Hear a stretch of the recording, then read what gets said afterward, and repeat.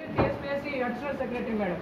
ఇదే ఇవాళ 150 క్వశ్చన్లకే మీరు ఈ విధంగా దాటవేత ధోరణి ఆన్సర్ ఇస్తే రేపు గ్రూప్ 2లో 600 మార్కులు ఉన్నాయి, గ్రూప్ 10లో 450 మార్కులు ఉన్నాయి.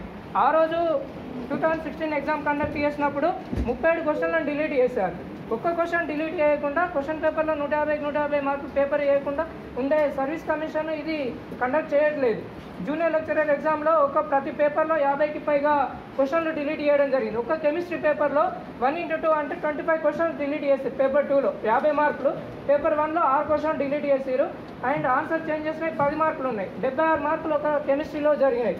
ఈ విధంగా ఒక్క మార్కు మీద మనం అకాడమిక్ ఎగ్జామ్ రాయట్లేదు, మన లైఫ్ని డిసైడ్ చేసే ఎగ్జామ్ రాసుకుంటున్నాం. కాబట్టి వాళ్ళేమో అనర్హులైన ప్రొఫెసర్లతోటి వాళ్ళు క్వశ్చన్ పేపర్ క్లెయిమ్ చేస్తూ ఉంటారు.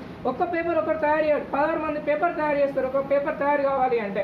అలాంటిది వాళ్ళు ఒక సోర్స్ లేకుండా ఏం లేకుండా ఇవాళ ప్రామాణిక గ్రంథం తెలుగు అకాడమీగా మేము తీసుకోమని చెప్పి వాళ్ళు చెప్తున్న క్రమంలో మనం ఇంకా ఇదే విధంగా నేను కాదని అన్నట్లే మీ విధంగా నేను ఒకటే మార్కెట్ గ్రూప్ 2 మిస్ అయిన వాడిని 2016లో. కాబట్టి మనం ఇప్పుడు ఏ బుక్స్ మరి చదువుకోమంటారో మనం అడగకపోతే మనం రేపు గ్రూప్ 2 కూడా ఇట్లనే జరిగిన తర్వాత మనం ఏం చేస్తాం? ఆ రోజు ఆ పెయిన్ అనేది మోసపోయిన వాడికి మాత్రమే తెలుస్తుంది. కాబట్టి దయచేసి మీరు అందరూ సహకరించండి.